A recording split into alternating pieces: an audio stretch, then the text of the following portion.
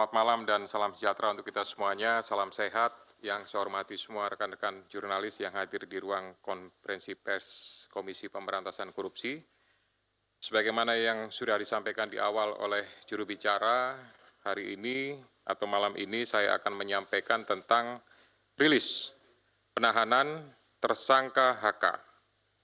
Jadi disampaikan sebelumnya bahwa pada tanggal 23 Desember 2024, KPK telah menetapkan Saudara HK sebagai tersangka berdasarkan surat perintah penyidikan nomor Sprindik 152 dik.0001/12/2024 tanggal 23 Desember 2024, yaitu dengan persangkaan dengan sengaja mencegah, merintangi atau menggagalkan secara langsung atau tidak langsung penyidikan perkara dugaan tindak pidana korupsi terkait penetapan anggota DPR RI terpilih 2019-2024 yang dilakukan oleh tersangka Harun Masiku bersama-sama dengan Saiful Bahri berupa pemberian sesuatu hadiah atau janji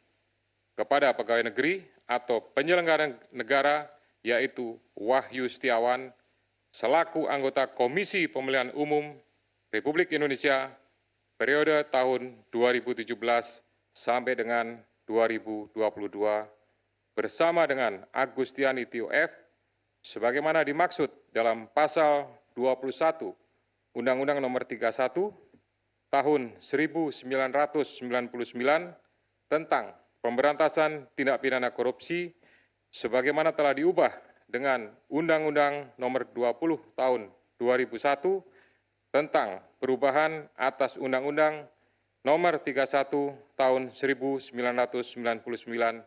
tentang pemberantasan tindak pidana korupsi junto pasal 55 ayat ke-1 UKUHP.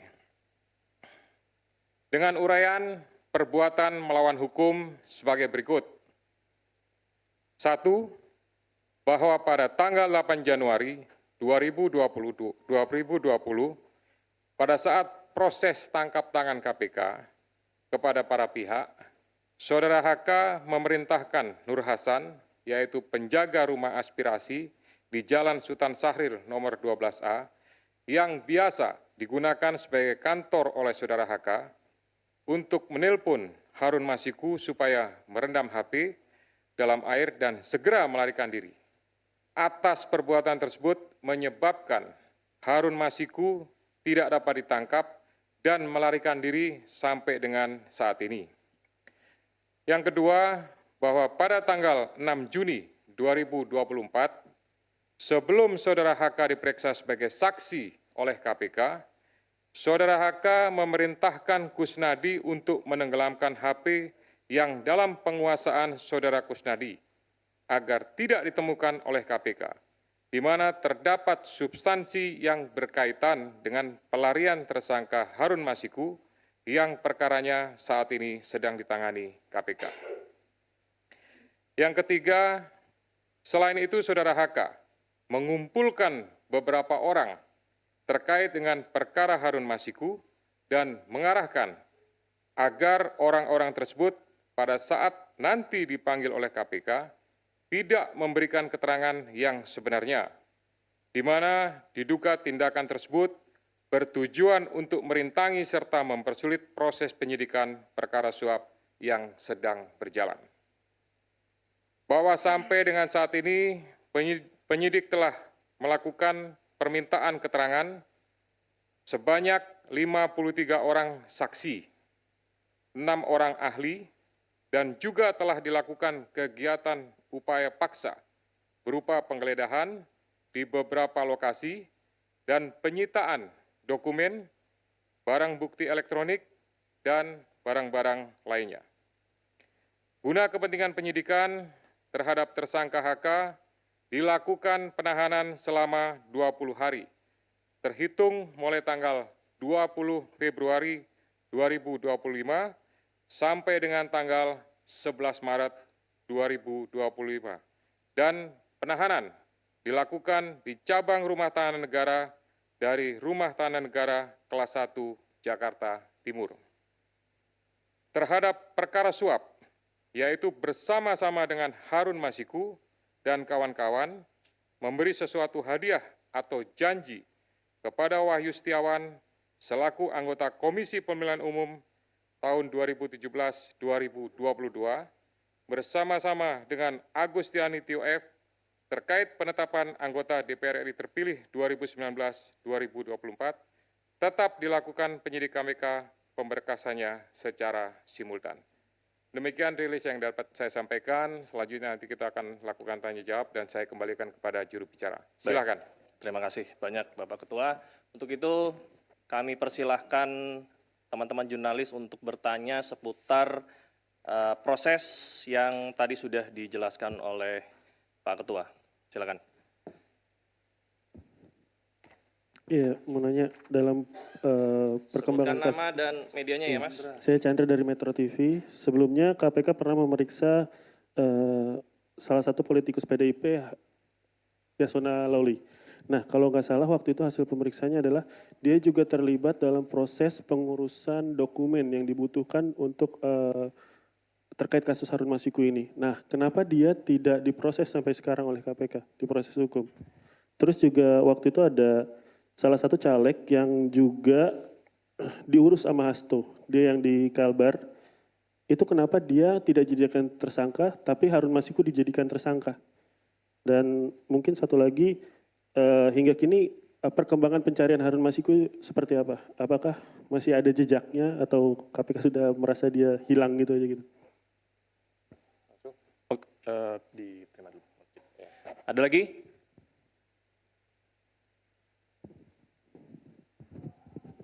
Selamat sore Pak Ketua, Pak Setio, Pak Asep, dan Pak Tessa. Saya Rian Pak, malam ya, dari CNN. Mau bertanya Pak, ini kan kalau untuk materi kayaknya udah kebuka semua oleh Biro Hukum di Praper kemarin Pak ya. Mau bertanya aja, soalnya kan kasus dari 2020 dan perintangan penyidikan dari lama. Apakah ada pihak lain, maksudnya penyidik akan mengusut pihak lain dalam proses-proses itu Pak. Yang kedua, nama lain seperti yang sudah digeledah, Jan Faris segala macam, apakah nanti akan diperiksa di perkara ini apa di HM Pak? Nah yang ketiga soal HM sendiri Pak, mungkin informasi Pak, karena itu kan tugas atau PR besar dari kalian. Terima kasih. Harun Masiku. Baik, selamat sore Pak Ketua, Mas Esa, Pak Asep, saya Rahmat dari Merdeka.com. Terkait dengan, sebagaimana ketahui beberapa hari lalu juga, memang Pak HK ini kan mengajukan praper lagi ya ke Pengadilan Selatan. Nah selanjutnya dengan sudah ditahannya Pak HK ini, apakah nanti untuk proses prapernya bakalan tetap berlanjut atau nanti pada akhirnya menunggu keputusan dari pihak PN Selatan? Terima kasih.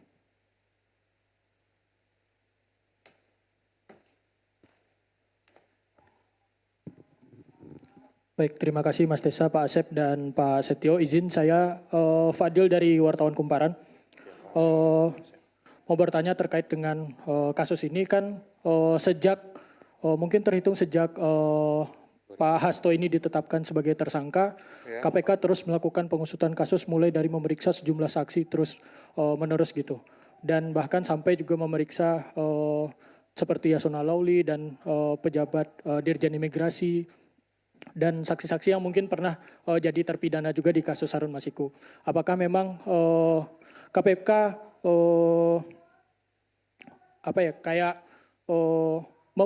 mempercepat kasus ini dan memang menargetkan bakal selesai secepat mungkin gitu. Karena kan kasus ini sudah sejak tahun 2020 gitu.